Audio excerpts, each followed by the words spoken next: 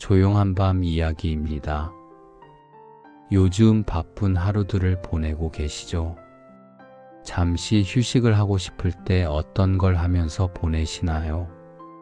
바쁘게 지나가는 하루지만 잠시라도 시간을 내어 기분 좋은 바람이 부는 곳에 앉아 있어 보면 어떨까요? 눈을 감고 여러 가지 생각을 쫓아내고 아무 생각하지 않고 10분만이라도 나에게 휴식을 줄 수 있는 시간을 보냈으면 좋겠습니다.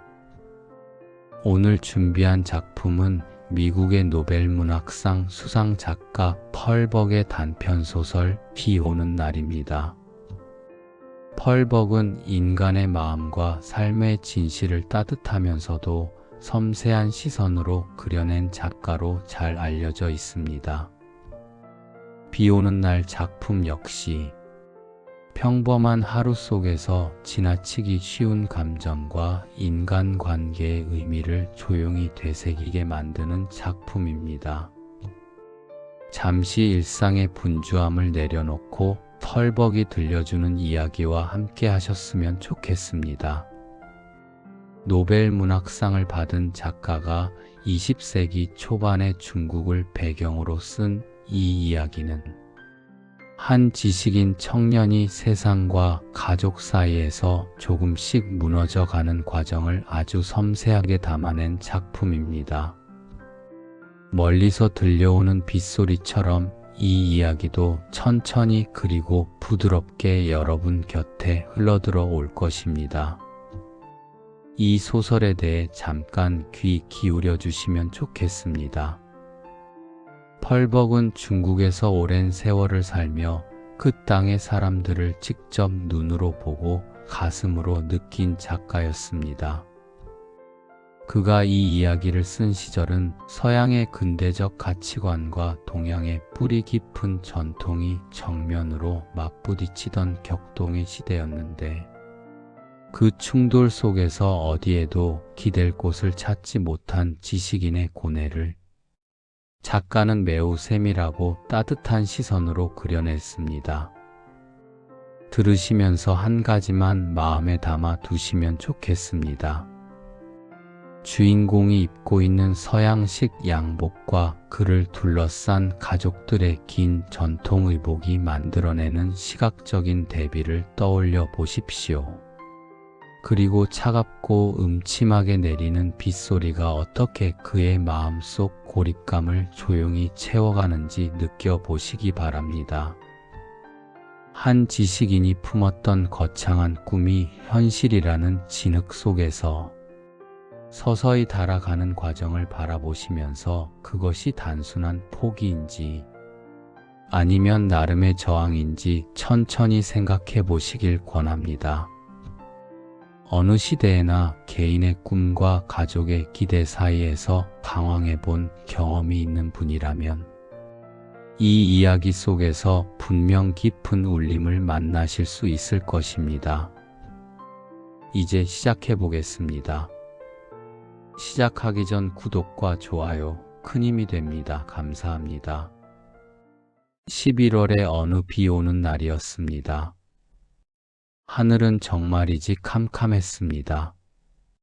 중국 어느 중류 가정의 작은 거실은 창호지를 통해서 한낮인데도 바깥빛이 거의 들어오지 않았는데 그나마 열린 창문으로 흘러들어온 한 줄기 희미한 빛이 방바닥을 가로질러 하얀 벽까지 간신히 닿아 있을 뿐이었습니다.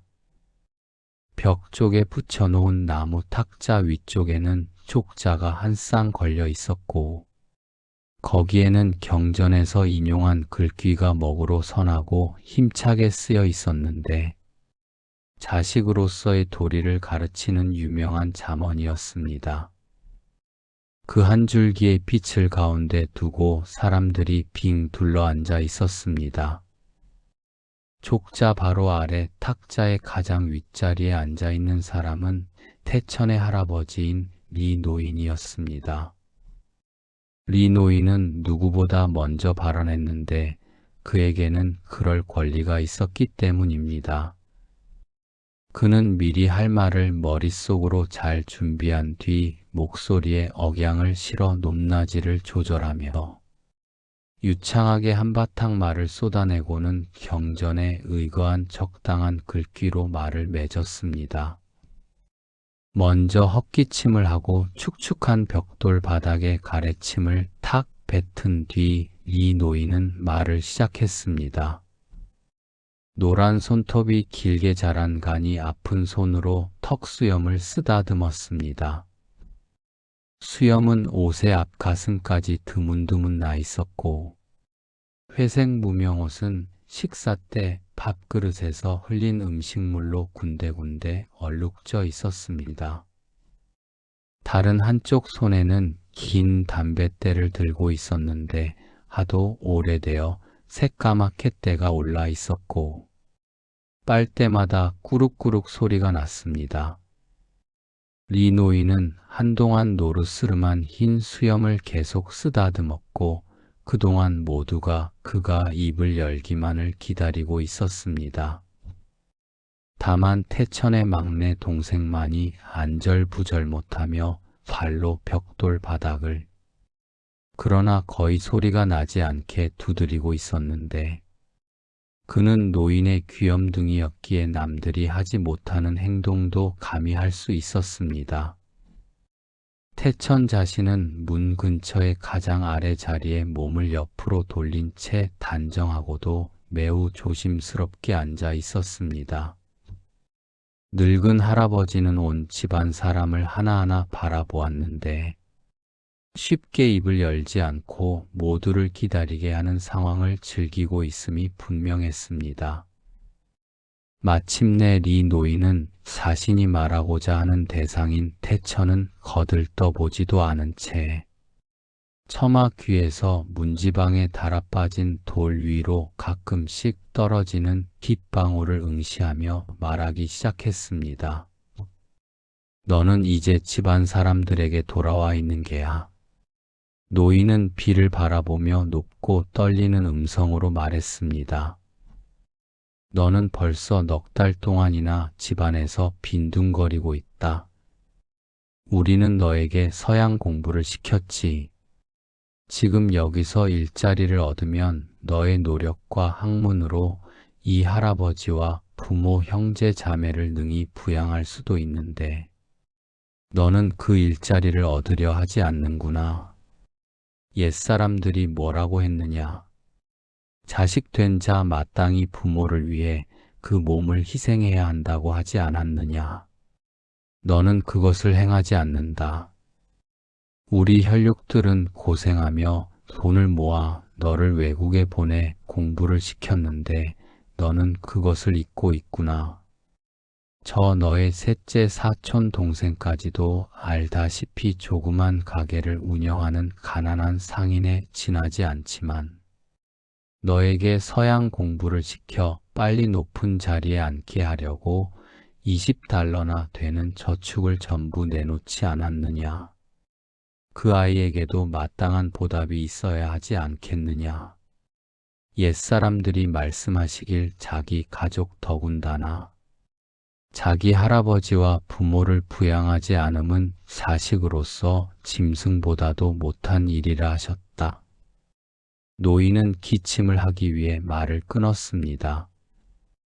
그러자 이때 탁자 맞은편 즉 상석에서 두 번째 자리에 앉아있던 짤막하고 검은 무명 상의와 바지를 입은 건장한 남자가 얼른 말을 받았습니다. 더구나 고약한 것은 아버님 이 못난 자식이 어릴 때부터의 약혼녀를 이제 와서 결혼하지 않겠다고 하는 것입니다. 아시다시피 어릴 때 부모를 여의고 줄곧 이 집에서 딸처럼 지내온 아이 아닙니까? 그것을 서양 풍습에 물들어서 우리가 어디 서양 풍습을 배우라고 했습니까? 그저 서양 학문을 배우라고 했지요. 그 대가로 높은 지위를 얻을 수 있으니까 말입니다. 그런데 지금은 이놈 때문에 손자도 볼 수 없게 됐습니다. 우리가 죽은 후에 위패를 지켜줄 손자도 이놈 때문에 볼 수 없게 됐단 말입니다. 이 못난 놈은 제 부모나 할아버지가 저승으로 간 뒤 아무도 돌봐줄 사람이 없어도 괜찮다는 것입니까? 태천은 큰 충격을 받은 채 이 말들을 듣고 있었습니다. 그는 창백하고 어딘지 가픈 얼굴을 한 얌전한 청년으로 입술은 여자처럼 조그맣고 아름다웠습니다. 시카고에서 산 연한 회색 양복을 입고 있었는데 평소 지팡이를 흔들며 아무에게도 눈길을 주지 않고 거리를 걸어가는 그의 모습은 정말 당당하고 멋져 보였습니다. 그러나 이 음침한 방 안에서 긴 겉옷을 입은 어른들 틈에 끼어 있으니 가슴이 좁고 겉만 볼품없는 청년으로 오그라들고 마는 것이었습니다. 그는 두 손을 무릎 사이에 끼워 넣고 부드러운 손바닥을 천천히 서로 비비며 앉아 있었습니다. 태천은 친척들의 얼굴을 하나하나 바라보았습니다. 축축하게 젖은 눈으로 내리는 비를 응시하며 아버지의 말에 고개를 끄덕이는 할아버지, 너무 많이 먹어 터질 듯이 살찐 아버지, 여위고 이기적인 얼굴에 신경질적이고 불결한 손을 가진 숙부, 빨리 어디론가 가고 싶어 문 쪽을 훔쳐보는 건방진 동생, 그리고 조금 떨어진 구석 의자에 앉아있는 어머니가 보였습니다. 어머니는 굽은 허리에 남색 무명옷을 입고 행주치마로 눈물을 닦고 있었습니다. 그러나 태천은 이 네 사람 뒤에 있는 수많은 사람 욕심 많은 사촌들과 늙고 심술궂은 상인 숙부 등 자신의 훌륭한 교육을 이용해 한몫 보려는 이들의 얼굴을 마음의 눈으로 보고 있었습니다. 그들은 태천에게서 얻을 수 있는 것이라면 무엇이든 움켜쥐려는 손들이자 손톱들이었습니다. 그들은 자신을 교육시켰습니다. 그것은 단지 자신이 가문 내에서 우연히 가장 똑똑한 아이였기 때문이라고 태천은 생각했습니다. 그저 자신들의 노후를 위해 투자하는 셈치고 교육을 시켰던 것이었습니다. 격렬한 분노가 그의 가슴에서 끌어넘쳤습니다. 난폭 한 마리 목구멍까지 치밀어 올랐으나 그는 이를 악물고 잠시 기다렸습니다. 물론 말을 해도 소용없음을 잘 알았습니다. 구제할 수 없는 사람들이었습니다. 근래에 와서는 마구 힘으로 억누르려 했습니다. 원하기만 한다면 그들은 자신을 죽이기까지 할 것이었습니다. 설마 그럴 리 없겠지만 여러 생각을 하니 태천은 자신의 무력함을 뼈저리게 느끼지 않을 수 없었습니다. 그러나 수백 년 동안 그의 배후를 흐르고 있는 자제심이라는 도덕이 지금 그에게 큰 도움이 되었습니다. 그는 일어나 할아버지 앞에 공손히 절을 했습니다. 그리고 아버지와 숙부에게도 절을 했습니다. 마지막으로 어머니에게도 절을 했는데 비록 어머니가 감히 말은 못하지만 자신을 은근히 동정하고 있음을 그는 알았습니다. 여러분 용서해 주십시오. 그는 낮게 말했습니다. 이제부터는 효도를 다하려고 합니다. 그러자 또다시 파도 같은 분노가 몸속으로 밀려오는 것을 느꼈습니다. 그러나 마음을 가라앉히고 긴장된 걸음걸이로 방을 나와 마당을 가로질러 밖으로 나가 버렸습니다. 비는 수직으로 음산하게 내리고 있었습니다. 비좁은 길 양쪽으로 이어진 높은 벽돌담 사이의 습기는 시신처럼 차가웠습니다. 길가의 얕은 도랑에서는 고약한 냄새가 났고 검고 탁한 물에 돌멩이가 섞여 쓰레기와 오물이 넘쳐 흐르고 있었습니다. 그것들이 그의 반짝거리는 단화에 묻어 얼룩을 남겼습니다. 태천은 진절머리가 나서 한숨을 내뱉었습니다. 이 고을의 지방 장관을 찾아가 위생협회의 설립 허가를 청원한 것이 불과 일주일 전의 일이었음이 떠올랐습니다. 지방 장관은 매우 점잖은 사람으로 태천의 현대적 시민 정신을 칭찬해 주었으나 아무런 확답은 주지 않았습니다. 낮게 떨어지는 빗줄기 사이로 태천은 쓸쓸하게 앞을 내다보았습니다. 저런 지방 장관을 두고 어찌 이 고을이 이 나라가 발전해 나갈 수 있겠는가? 일체의 권력 앞에서 자신은 얼마나 무력한가? 모든 사람이 왜 이토록 무력한가? 비는 낡은 펠트 모자챙에서 물방울이 되어 뚝뚝 떨어졌습니다. 비에 젖은 모자는 급격히 풀이 죽어 모자챙이 눈앞까지 축 처져 내렸습니다. 옷도 젖어 이제는 피부에까지 빗물이 스며들었습니다. 그래도 태천은 계속해서 걸었습니다. 저 아메리카의 커다란 대학 강당에서 학위를 받으려 연단에 오른 것이 단지 반년 전의 일이었던가. 태천은 동양 철학과 서양 철학의 비교에 관한 논문으로 상을 받았었습니다. 참으로 탁월한 업적이라고 교수들은 칭송했고 그때 자신은 얼마나 자랑스러웠던가. 그 대학이 배출한 졸업생 중에서도 가장 우수한 학생 중 하나라고 모두가 입을 모았습니다. 태천이 그 논문을 전부 외국어로 썼다는 점 때문에 그 칭찬은 더욱 값진 것이었습니다. 그러나 대학을 졸업할 때 그의 소원은 오로지 하나뿐이었습니다. 자신이 태어난 고을과 나라로 돌아가 그 발전을 위해 전력을 다하겠다는 것이었습니다. 태천은 확신에 넘쳐 돌아왔습니다. 혈육들과 만나는 것을 낙으로 삼고 그들이 반드시 자신을 사랑해 주리라 믿으며 돌아왔습니다. 그러던 것이 모두들 썩은 고기에 덤벼드는 까마귀 떼처럼 와락 태천에게 덤벼들었습니다. 집으로 돌아온 첫날 밤부터 아버지는 이 지방 관리, 학교에 근무하면 월급을 얼마 받아야 한다는 이야기부터 꺼냈습니다. 저는 우선 나라를 위해 도움이 되는 일을 생각하고 싶습니다. 태천은 주저하며 대답했습니다. 아버지는 누런 볼살이 처진 얼굴로 태천을 노려보며 버럭 소리를 질렀습니다. 너는 내 생각만 하는구나. 나는 이제 장사에서 손을 뗄 작정이다. 요즘은 불경기라 장사도 안 돼. 동생도 돌봐줘야 하고 숙부도 쇠약해져 일을 할 수 없단 말이다. 게다가 너를 공부시키느라 돈을 보탠 친척이 한둘이 아니야. 그들은 적어도 먹을 쌀 정도는 내게서 얻을 수 있으리라 믿고 있단 말이다.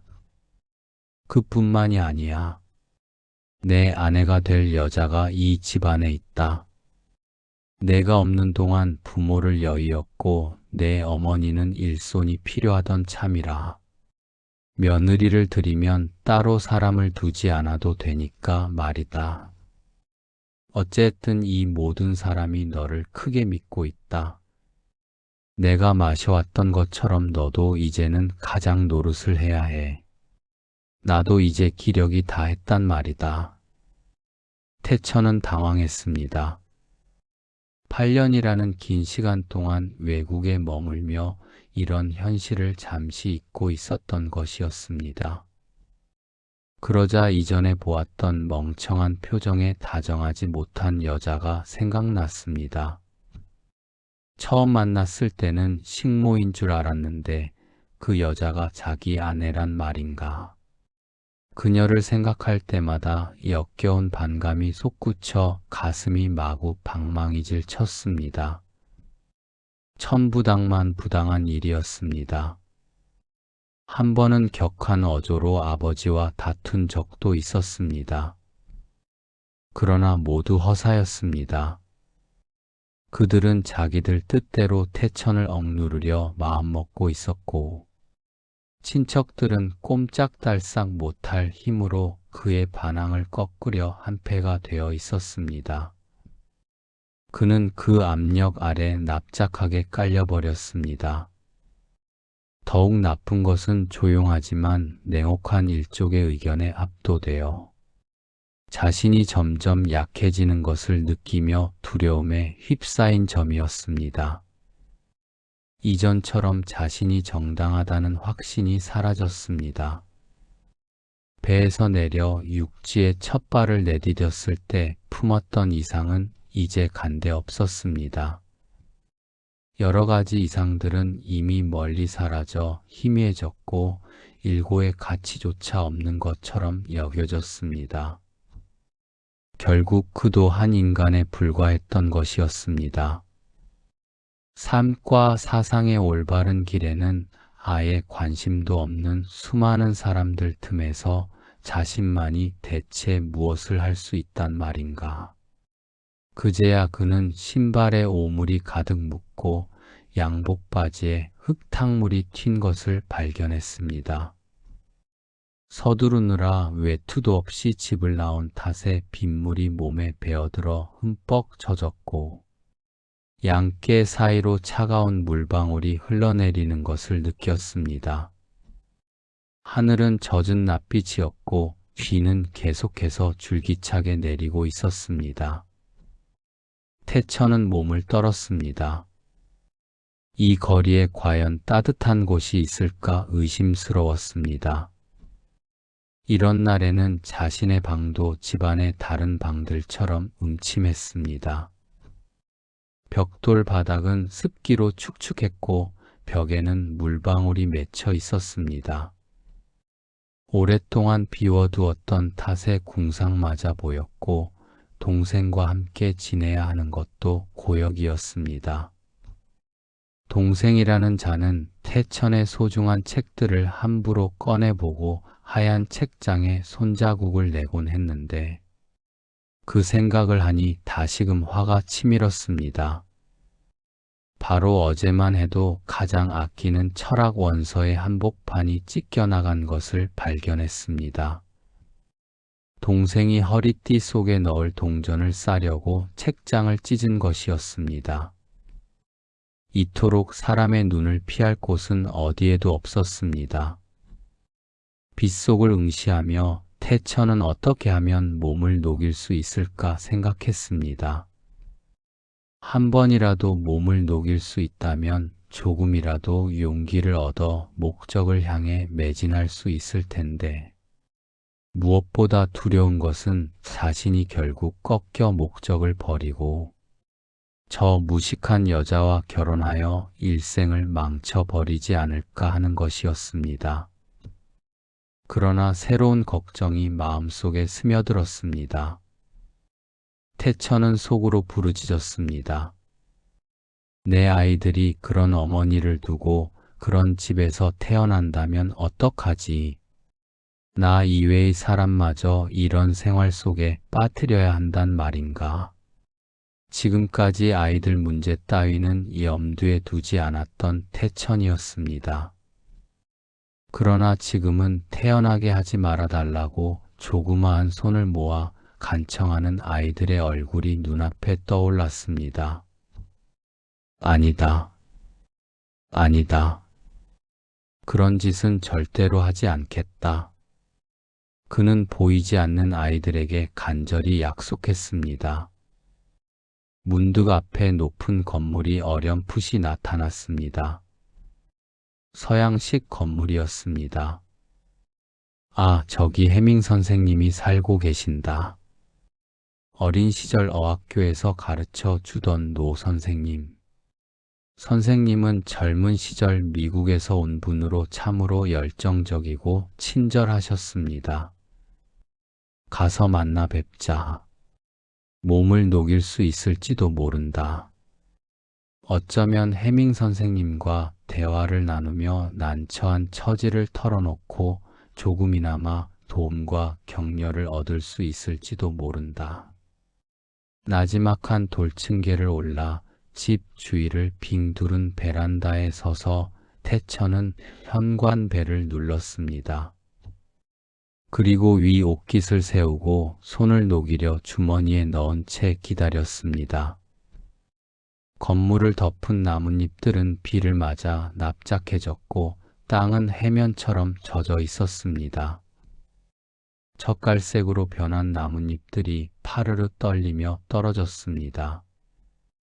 현관문이 조용히 열렸습니다. 해밍 선생님이었습니다. 선생님은 어느새 부쩍 나이가 들어 있었습니다. 등은 굽고 어딘지 쓸쓸한 기색이 역력했습니다. 선생님은 의아한 표정으로 태천을 찬찬히 바라보았습니다. 태천이 손을 내밀었습니다. 선생님 저를 기억하시겠습니까? 어렸을 때 선생님께 배운 학생입니다.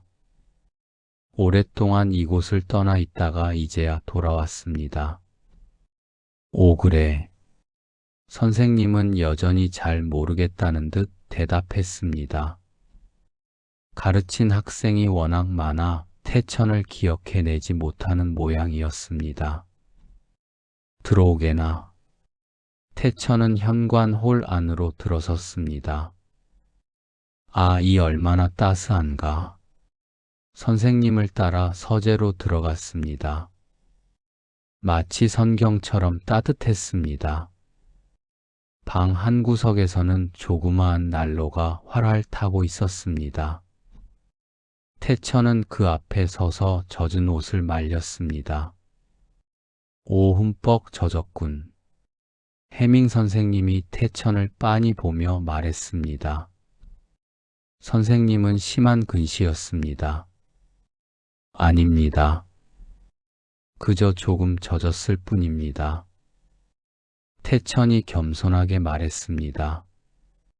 그래. 선생님은 큰 의미 없이 대답했습니다. 책상 위에는 이제 처리해야 할 시험 답안지가 수북이 쌓여 있었습니다. 오늘 오후는 차분히 그 일에 몰두할 작정이었습니다. 게다가 날은 점점 추워지고 비까지 내려 기분이 그다지 좋지 않은 참이었습니다. 조수라도 있었으면 좋겠다고 생각했지만 그럴 만한 돈도 없었거니와 서양 공부를 하고 온 요즘 청년들은 터무니없이 비싼 급료를 요구하는 바람에 엄두도 낼 수 없었습니다. 이 젊은 친구도 그런 자리를 원하는지 모르겠다. 어쨌든 원하는 바를 들어볼 일이었습니다. 태천은 기분 좋게 타오르는 난로가에 실례되지 않을 정도로 가까이 다가앉았습니다. 그리고 소박하고 작은 서재를 부러운 눈길로 바라보았습니다. 책 온기 그리고 안식처. 해밍 선생님은 얼마나 행복한 분인가. 이런 환경이 있다면 누구든 선량하고 고상하며 힘 있는 사람이 될 수 있을 것 같았습니다. 온몸에 훈훈한 온기가 퍼지는 것을 느끼자 해밍 선생님께 속마음을 털어놓고 싶은 간절한 생각이 솟구쳤습니다. 곧 기회가 올 것만 같았습니다. 마음속에서는 이미 여러 마리 갈매기가 되어 금방이라도 입 밖으로 쏟아져 나올 듯 치밀어 올랐습니다. 해밍 선생님이 몇 마디 질문을 던졌고 태천은 정중하게 선생님의 나라에 대해 이야기했습니다. 훌륭한 나라와 훌륭한 국민에 대해서. 내 생각에는 해밍 선생님이 다소 엄숙한 말투로 말을 시작했습니다. 자네는 그 지식을 자네 나라를 위해 써야 하네. 중국은 자네 같은 사람들을 필요로 하고 있어. 이 나라에는 여러 가지 불행이 태천은 귀를 기울였습니다. 바야흐로 화재가 그쪽으로 흘러가고 있었습니다. 이제 곧 마음에 쌓인 불안과 갈망을 이야기할 수 있으리라. 사실 태천도 나라를 돕고 싶어 했습니다. 하지만 내가 자네에게 바라는 것은 영국이나 미국, 프랑스에서 돌아온 대부분의 중국 청년들과는 다른 태도를 가져 달라는 것이네. 해밍 선생님은 목소리를 조금 높여 말을 이었으나 귀중한 오후 시간이 헛되이 지나가는 것이 걱정되어 아직 손도 대지 못한 답안지 무더기를 보며 초조해했습니다. 투통까지 밀려왔습니다. 조수만 둘 수 있다면 얼마나 좋을까. 혼자 감당하기에는 너무 많은 분량이었습니다. 하지만 돈이 없으니 자네들 모두는 딱하게도 선생님은 계속 말을 이어갔지만 억누를 수 없는 초조함이 묻어났습니다. 돈밖에 모른단 말일세. 돈 외에는 아무것도 바라지 않아. 그저 편하고 책임 없는 일 그러면서도 높은 급료만 받기를 원하지. 자네들을 기쁘게 하는 건 그것뿐인 것 같아. 그래서 한편으로는 국민의 힘이 절실히 필요한 힘든 일자리들은 늘 비어 있단 말이야. 자네들 중에는 용감한 사람이 단 한 명도 없단 말인가. 사실 말이지 서양에서 공부하고 돌아온 중국 학생들에게 나는 크게 실망하고 있다네. 당혹스러운 침묵이었습니다. 해밍 선생님은 책상 위의 것들을 만지작거리다가 무의식적으로 벽시계를 쳐다보았습니다. 선생님은 지금까지 많은 일을 인내해온 참으로 선량한 분이었습니다. 8년 동안 단 한 번도 휴가를 가지 못했고 자신을 대신할 사람이 오지 않아 귀국조차 하지 못하고 있었습니다. 이제는 몸도 지치고 용기도 꺾여 있었습니다. 게다가 물질적인 궁핍 속에서도 늘 자신의 자리를 지켜온 참된 스승이었습니다. 이 모든 상황이 그의 건강을 서서히 해치고 있었습니다. 비는 단조로운 소리를 내며 유리창을 두드렸습니다. 조용한 방 안에는 팽팽한 긴장감이 감돌기 시작했습니다. 해밍 선생님은 방금 말한 실망감을 속으로 되새기고 있었고 말쑥한 양복을 입은 이 중국 청년이 그런 실망스러운 부류의 표본인 것처럼 느껴졌습니다. 태천은 갑자기 자신이 그 어두컴컴한 방에서 열렸던 가혹한 가족 회의로 되돌아간 듯한 기분에 휩싸였습니다. 서로의 오해는 마음을 서먹하게 만들었습니다. 방은 이제 더 이상 따뜻하게 느껴지지 않았습니다. 태천은 일어나 절을 했습니다. 비록 실망스러운 말을 들었으나 그는 존경할 만한 스승이었습니다. 한때 가르침을 받았다는 사실을 잊어서는 안 되었기에 끝까지 예절을 갖추었습니다. 선생님의 기대에 부응하지 못해 송구합니다. 그럼 이만 실례하겠습니다. 태천은 단호하게 말하고 다시 거리로 나왔습니다. 그러자 벼락같이 마음이 약해지며 울음이 목구멍까지 차올랐습니다. 눈물을 참으려 눈을 부릅뜨고 앞을 내다보았습니다. 신발 속으로 스며드는 흙탕물 따위는 아랑곳하지 않고 걷기 시작했습니다. 무슨 비가 이토록 모질게 내리는가. 잠시 따뜻해졌던 몸은 금세 식어버렸습니다. 몸은 피곤하고 마음은 꺾였습니다. 이제 어디로 가야 한단 말인가. 집으로 돌아갈 수밖에 없었습니다. 그에게는 다른 곳이 없었습니다. 그러나 집으로 돌아간다는 것은 곧 굴복을 의미했습니다. 하지만 이 생활은 정말 견디기 힘들었습니다. 이 오래된 나라에서는 수많은 청년이 그러했듯이 그리고 앞으로도 그러할 것이듯이 태천 역시 자신을 희생하고 꿈을 버리며 개인의 소망을 짓밟아야 할지도 몰랐습니다. 그는 결혼하지 않고는 배겨내지 못할 것이었습니다. 이 나라의 관습과 법칙은 개인을 억지로라도 그렇게 만들 힘을 가지고 있었습니다. 수세기 동안 타파할 수 없었던 이 나라의 오래되고도 강력한 법칙이 그를 누르고 있었습니다. 태천은 약혼녀의 치문한 얼굴과 헝클어진 머리를 떠올렸습니다. 그것이 값싸게 사들인 노예와 무엇이 다른가? 그런 생각을 하니 참혹하게도 미국 대학에서 보았던 명랑하고 아름다운 여학생들의 얼굴이 떠올랐습니다. 그곳의 남자들은 자신이 선택한 여자와 결혼할 수 있었고 여자들 역시 마음대로 결혼할 대상을 정할 수 있었습니다. 함께 공부했던 미국 청년들을 생각했습니다. 그들도 자신과 동등한 아름다운 여자들 중에서 마음껏 반려자를 선택할 것이었습니다. 그러나 그런 생각이 지금의 태천에게 무슨 도움이 되겠는가? 아무리 떠올려 본들 소용없는 일이었습니다. 태천은 불안한 듯 머리를 돌려 길 양쪽을 살폈습니다. 거무칙칙한 벽돌집들이 옹기종기 모여 끊임없이 내리는 차가운 빛 속에 죽은 듯이 서 있었습니다. 태천은 이곳에서 간절히 도망치고 싶었습니다. 그러나 그에게는 자유롭게 쓸 수 있는 돈이 없었습니다.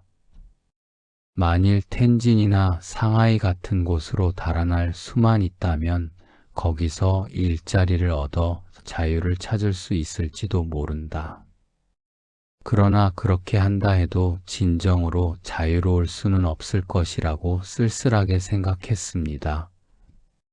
어디를 가든 가족들은 끈덕지게 쫓아와 억지로 자신을 데려갈 것이기 때문이었습니다. 결국 영원히 자유로울 수 없는 운명인 것일까? 또한 가문에서 버림받은 자로서의 처지를 견뎌낼 수 있을 것인가? 맏아들로서의 책임감이 그토록 태천의 마음속에 뿌리 깊게 박혀 있었습니다. 아니, 차라리 스스로를 지키는 편이 나을지도 몰랐습니다.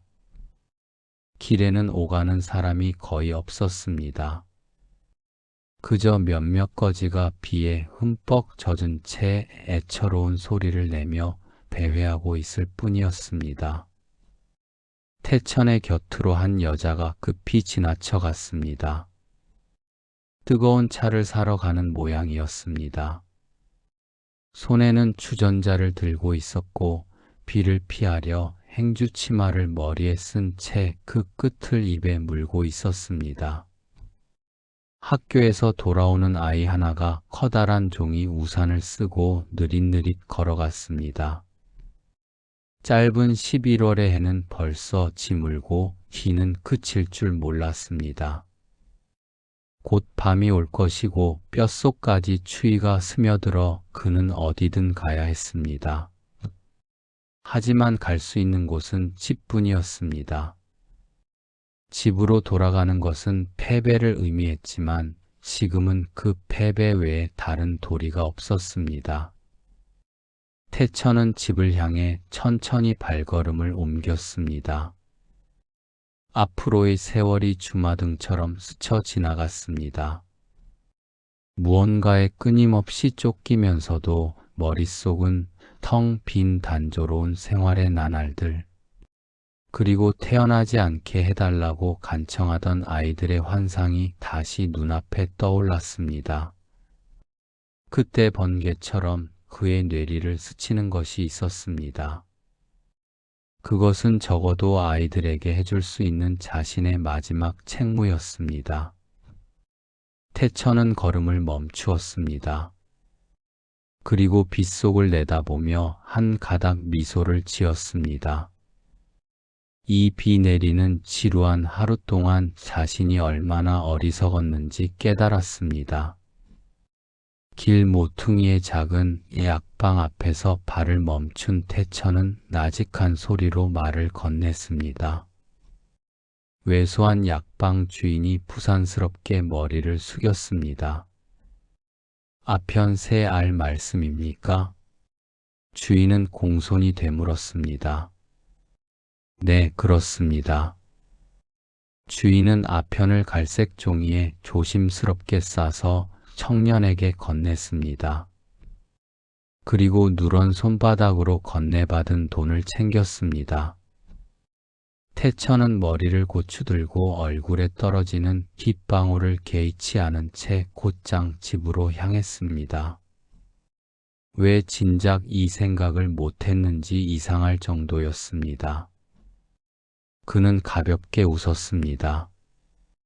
외국까지 가서 학문을 닦느라 돈을 쓴 것은 결국 아무에게도 쓸모없는 일이었습니다. 이런 위급한 순간에 어떻게 해야 할지 가르쳐 준 것은 미국의 교수들이 아니었습니다. 그들은 어떻게 살아야 하는지는 가르쳐 주지 않았습니다. 그저 훌륭한 논문을 쓰는 것만 도와주었을 뿐이었습니다. 그 논문은 기름 먹인 비단에 깨끗이 쌓여 졸업장과 함께 트렁크 속에 처박혀 있었습니다. 그렇다. 지금 모든 문제를 해결하고 스스로를 희생할 수 있는 유일한 길은 조상들이 오래전부터 사용해 온 유서 깊은 방식뿐이었습니다. 태천은 다시 집 마당에 들어섰습니다. 대문 왼쪽으로 부엌간이 보였습니다. 문은 활짝 열려 있었고 벽돌 화덕의 불빛이 그 앞에 쭈그리고 앉아 불을 지피는 여자의 얼굴을 비추고 있었습니다. 태천은 몸을 부르르 떨며 입술을 깨물었습니다. 그렇다. 나는 현명한 결심을 내린 것이다. 그는 거실로 들어갔습니다. 아무도 없었습니다. 탁자 위에는 차 주전자와 차잔 2개가 놓여 있었습니다. 태천이 차 주전자에 손을 대어 보았으나 이미 차갑게 식어 있었습니다. 모든 것이 차가웠습니다. 짙고 차가운 비. 그 생각이 들자 신경질이 치밀었습니다. 태천은 식은 차를 차잔에 조금 따라 헹궈낸 뒤 바닥에 버렸습니다. 그리고 아편 알약을 차잔에 넣고 다시 조심스럽게 차를 부었습니다. 약간의 차와 아편 새 알. 태천은 그것을 단번에 삼키고 식은 차를 한 모금 더 마셨습니다. 그러고는 자기 방으로 향했습니다. 방 안은 어두웠습니다. 하지만 이제는 온전히 혼자만의 시간을 가질 수 있었습니다. 동생이 아직 돌아오지 않았기 때문이었습니다. 태천은 침대로 가서 흙탕물로 엉망이 된 신발을 벗고 젖은 윗옷을 어깨에서부터 간신히 벗어던졌습니다. 다른 옷을 번거롭게 벗을 생각도 하지 않은 채 침대에 누워 벽으로 얼굴을 돌렸습니다. 몸을 떨며 이불을 어깨까지 끌어당기고 잠을 청하며 눈을 감았습니다. 머리 위 기와 지붕에서는 기가 그칠 줄 모르고 내리며 마치 그의 마음을 달래주듯 부드럽게 지붕을 두드리고 있었습니다. 낮이 지나고 밤이 오며 하루가 조용히 저물어가고 있었습니다. 어둠이 짙게 깔린 11월의 어느 날 우리는 한 청년의 무너져 내리는 세계를 마주하게 됩니다. 펄벅의 소설 비 오는 날은 단순히 한 개인의 비극을 넘어 시대를 관통하는 아픔을 담고 있습니다. 이야기의 시작은 매우 상징적입니다. 중국의 어느 중류 가정 창호지를 통과하지 못하는 한낮의 빛과 그 어둠 속에 도열한 가족들의 시선은 주인공 태천이 처한 상황을 압축적으로 보여줍니다. 벽에 걸린 자식의 도리를 강조하는 잠언은 그에게 가르침이 아니라 숨을 조이는 밧줄과 같습니다. 태천은 미국이라는 넓은 세상에서 서양 철학을 공부하고 돌아온 촉망받는 지식인이지만 고향 집의 눅눅한 벽돌 바닥 위에서는 그저 가족의 노후를 책임져야 할 투자 상품에 불과했습니다. 가족이라는 이름의 집단이 개인을 어떻게 파괴할 수 있는지를 보여주는 대목은 가슴을 서늘하게 만듭니다. 할아버지인 리 노인은 경전을 인용하며 효도를 강조하지만 그의 손톱은 길게 자라고 옷은 음식물로 얼룩져 있습니다. 이는 그가 내뱉는 도덕적인 말들이 실상은 자신의 안락만을 챙기려는 탐욕의 도구임을 암시합니다. 아버지 역시 마찬가지였습니다. 아들의 학문을 축하하기보다 그 학문이 가져다 줄 월급에만 혈안이 되어 있습니다. 그들에게 교육이란 한 인간의 영혼을 풍요롭게 하는 과정이 아니라 가문을 일으켜 세울 가장 확실한 복권이었던 셈입니다. 태천이 입고 있는 시카고산 회색 양복은 그가 꿈꾸었던 근대적 자아를 상징하지만 가족들의 긴 겉옷 틈에 끼어있는 그의 모습은 마치 길을 잃고 오그라든 새처럼 보입니다. 작가는 태천이 느끼는 분노와 무력감을 빗물에 젖어가는 옷처럼 서서히 그리고 묵직하게 묘사합니다. 그는 자신을 교육시킨 동기가 순수한 사랑이 아니라 가문의 욕심이었다는 사실을 깨닫고 치를 떱니다. 그를 위해 돈을 댄 사촌들과 숙부의 손길을 움켜쥐려는 손톱들로 표현한 부분은 소름 끼치도록 생생합니다. 이들은 태천이라는 개인을 보지 않습니다. 오직 그가 가져올 금전적 이득만을 바라보며 썩은 고기에 덤벼드는 까마귀 떼처럼 그를 뜯어 먹으려 합니다. 이런 상황에서 태천이 사용하는 자제심이라는 도덕은 오히려 그를 파멸로 이끄는 독이 됩니다. 하마터면 가족에게 모진 말을 내뱉지 못하고 공손히 절을 하며 물러나야 하는 그의 모습에서 우리는 전통이라는 굴레가 얼마나 견고한지 실감하게 됩니다. 밖으로 나온 태천을 맞이하는 것은 축축하고 고약한 냄새가 나는 거리의 오물입니다. 이는 그가 바꾸고 싶어 했던 조국의 현실이자 그를 집어삼키려는 과거의 늪이기도 합니다. 그는 지방장관을 찾아가 위생협회를 제안하며 세상을 바꾸려 노력했지만 관료주의적 무관심 앞에 무릎을 꿇었습니다. 이 대목에서 우리는 지식인의 이상이 현실의 벽에 부딪혀 산산조각 나는 과정을 지켜보게 됩니다. 미국 대학 연단에서 학위를 받으며 칭송받던 기억은 이제 한낱 신기루처럼 멀게만 느껴집니다. 그가 쓴 탁월한 논문은 현실의 비를 막아주지 못하고 반짝이던 단화는 거리의 진흙으로 더러워집니다. 특히 해밍 선생님과의 만남은 이 소설에서 가장 뼈아픈 장면 중 하나입니다. 태천은 유일한 안식처이자 격려를 얻을 수 있는 곳이라 믿고 옛 스승을 찾아가지만 그곳 역시 그를 위한 자리는 없었습니다. 해밍 선생님은 선량한 교육자였지만 자신의 과중한 업무와 경제적 결핍에 시달리며 지쳐 있었습니다. 그는 태천의 진심 어린 고민을 듣기도 전에 서양에서 공부하고 돌아온 청년들의 이기심을 비판하며 일반화의 오류를 범합니다. 태천이 조국을 위해 헌신하려 했던 마음은 스승의 편견 섞인 훈계 아래 묻혀버립니다. 가장 의지하고 싶었던 존재로부터 거부당했을 때 태천의 마지막 남은 희망의 불씨는 꺼지고 맙니다. 집으로 돌아가는 길에 태천이 떠올린 아이들의 환상은 이 비극의 정점을 찍습니다. 그는 자신이 원치 않는 결혼을 하고 그 굴레 안에서 태어난 아이들이 자신과 똑같은 고통을 겪게 될 것을 두려워합니다. 보이지 않는 아이들이 태어나게 하지 말아달라고 간청하는 목소리를 환청으로 듣는 장면은 그가 느꼈던 책임감이 얼마나 깊었는지를 보여줍니다.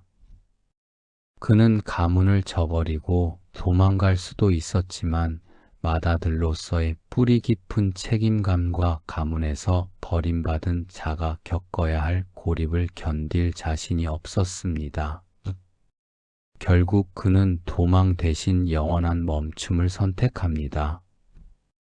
그가 약방에서 산 아편 새 알은 단순한 도피의 도구가 아니었습니다. 그것은 그가 말했듯이 유서 깊은 복수이자 자기 보호였습니다. 자신을 착취하려 했던 가족들에게 자신의 존재를 영원히 거둠으로써 가장 강력한 거부의 의사를 밝힌 것입니다.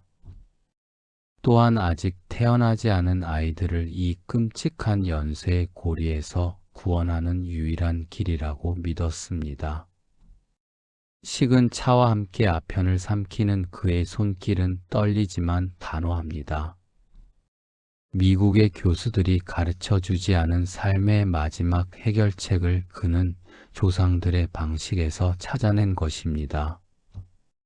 이는 서구적 교육이 동양의 뿌리 깊은 관습적 고통을 해결해 줄 수 없음을 시사하는 지독한 역설입니다. 소설의 마지막 어두운 방 침대에 누워 빗소리를 들으며 잠을 청하는 태천의 모습은 서글프면서도 기묘하게 평온합니다. 흙탕물로 얼룩진 신발을 벗어던지고 젖은 옷을 벗어버리는 행위는 그를 억누르던 모든 사회적 가족적 기대를 내려놓는 의식과도 같습니다. 지붕을 부드럽게 두드리는 빗소리는 이제 더 이상 위협이 아니라 그를 안식으로 인도하는 자장가가 됩니다. 하루가 저물어가듯 그의 생도 그렇게 고요하게 마감됩니다. 우리는 이 작품을 통해 한 인간의 가치가 집단의 이익을 위해 얼마나 쉽게 소모될 수 있는지 성찰하게 됩니다. 태천의 죽음은 개인의 나약함 때문이 아니라 변화를 거부하는 완고한 사회와 타인의 꿈을 자신의 욕망으로 대체하려는 주변인들의 잔인함이 빚어낸 합작품입니다. 펄벅의 소설 비 오는 날은 단순히 한 청년의 비극적인 선택을 다룬 이야기를 넘어 급격한 시대적 변화 속에서 개인이 겪는 정체성의 혼란과 집단주의라는 거대한 심리적 압박이 한 인간의 정신을 어떻게 파괴해 가는지를 처절하게 묘사하고 있습니다. 작품의 배경이 되는 11월의 비 오는 날은 주인공 태천의 내면 세계를 반영하는 투사된 공간이자 그를 둘러싼 습하고 음침한 가부장적 가문 질서를 상징합니다. 태천의 심리를 이해하기 위해 가장 먼저 주목해야 할 점은 그가 처한 분열된 자아 상태입니다.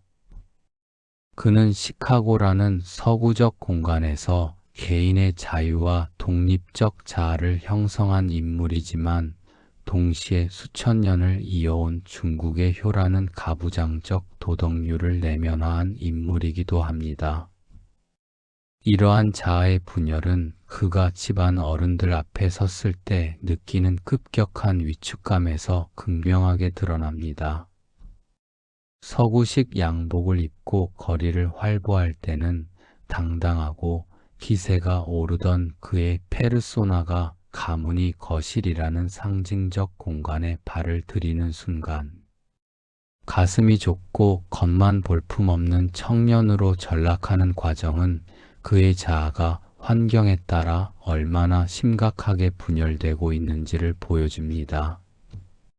작품 속에 등장하는 리 노인과 태천의 아버지는 태천에게 있어 거대한 초자아의 현신들입니다.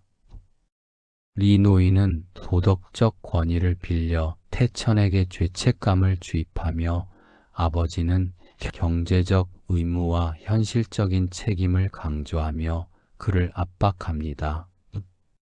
이들은 태천을 한 명의 독립된 인격체로 대우하기보다는 가문을 부양하고 노후를 책임질 투자 상품으로 인식하고 있습니다. 이러한 관계는 태천에게 있어 극심한 상처를 입힙니다. 자신을 사랑하고 아껴야 할 부모와 친척들이 오직 자신의 성취와 유용성에만 관심을 가질 때 개인은 자신의 존재 가치를 의심하게 되며 심한 소외감을 느끼게 됩니다. 특히 태천의 아버지가 그를 공부시킨 이유가 오직 높은 지위를 얻어 가문을 일으키기 위함이었다는 발언은 태천의 존재를 수단화함으로써 그의 자존감을 바닥으로 떨어뜨리는 결정적인 역할을 합니다. 태천은 가족들의 요구를 썩은 고기에 덤벼드는 까마귀 떼와 같다고 느낍니다. 이는 그가 가족이라는 관계를 더 이상 보호와 사랑의 울타리가 아닌 자신의 생명력을 빨아먹는 포식적이고 기생적인 관계로 인식하고 있음을 보여주는 강력한 표현입니다. 이러한 상황에서 태천이 사용하는 주된 방어 기제는 억압과 승화의 시도입니다. 그는 가족들의 부당한 요구에 분노를 느끼지만 수백 년간 이어져 온 자제심이라는 도덕적 습관에 의해 이를 억누릅니다. 그는 분노를 표출하는 대신 공손히 절을 함으로써 외적인 갈등을 피하려 하지만 이는 내부적인 갈등을 더욱 심화시키는 결과를 초래합니다. 그는 자신의 현대적 시민 정신을 발휘하여 위생협회를 설립하려 하거나 지방장관을 찾아가 사회적 변화를 도모하는 등의 방식으로 자신의 지식을 승화시키려 노력합니다. 그러나 관료주의적 장벽과 현실의 무력함은 그의 유일한 탈출구였던 사회적 자아 실현마저 가로막습니다.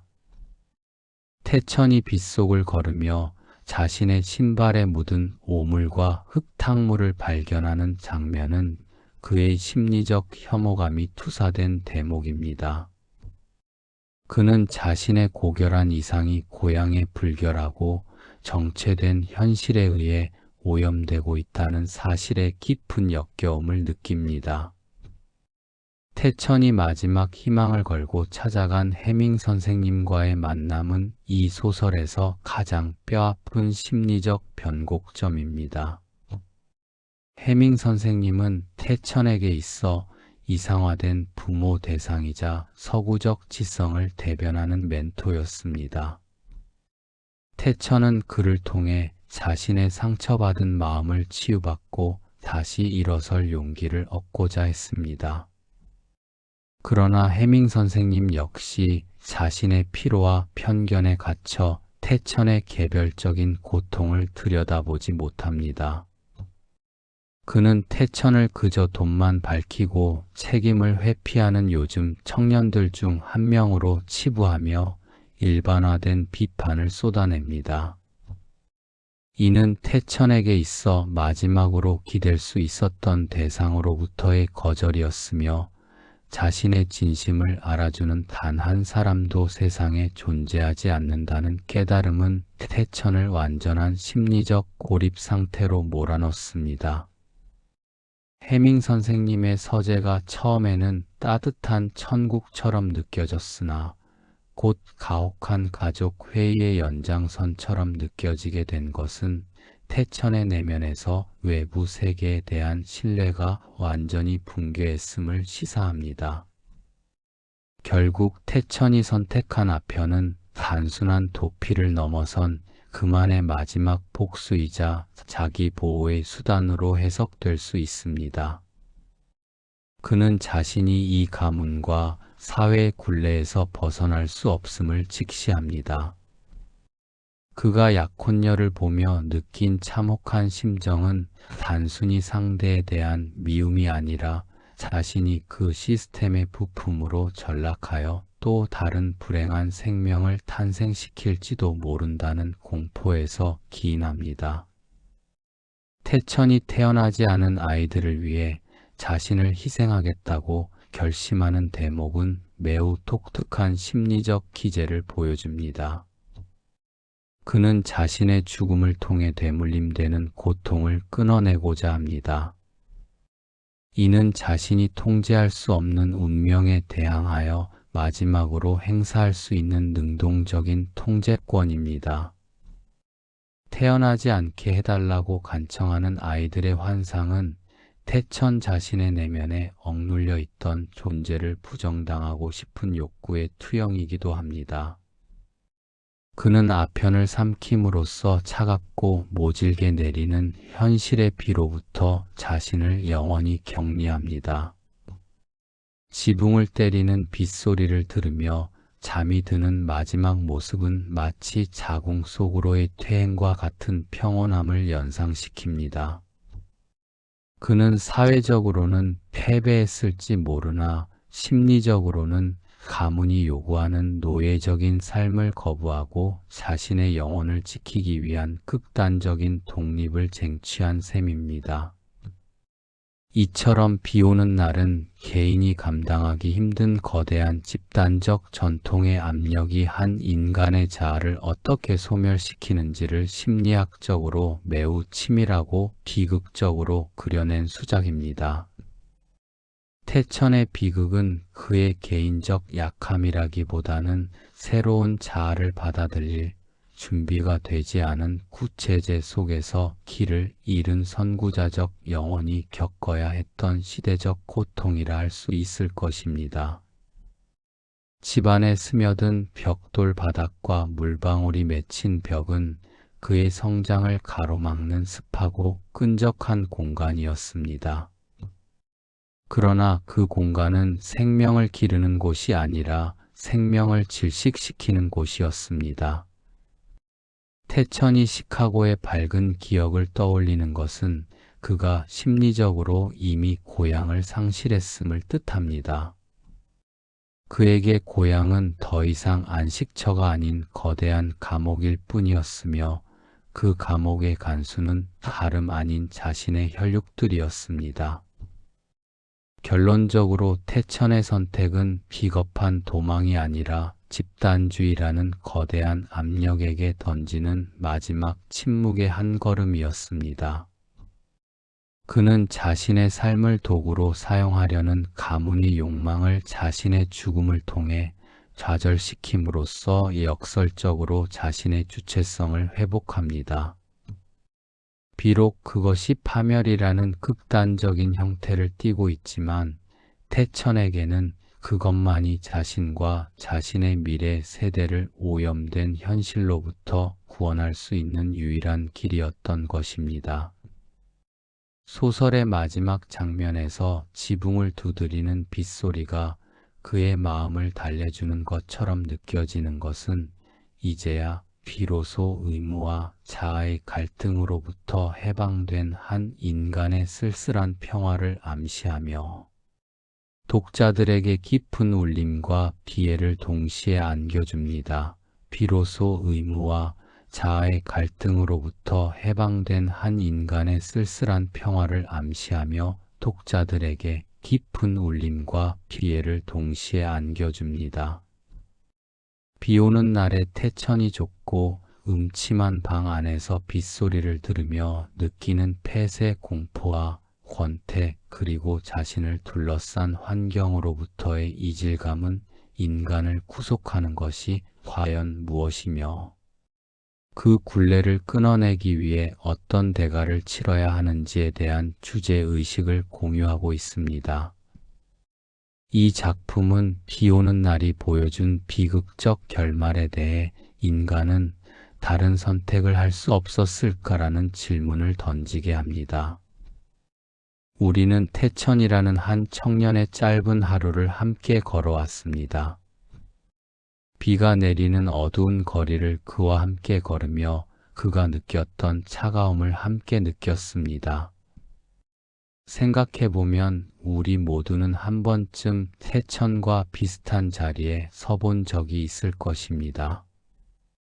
누군가의 기대와 나의 꿈 사이에서 어느 쪽으로 발을 내딛어야 할지 몰라 그 자리에 멈춰 선 적이 있을 것입니다.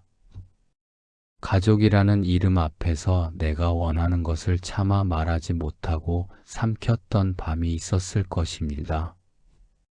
사랑받고 싶었는데 쓸모로 평가받는 느낌이 들었던 순간이 있었을 것입니다.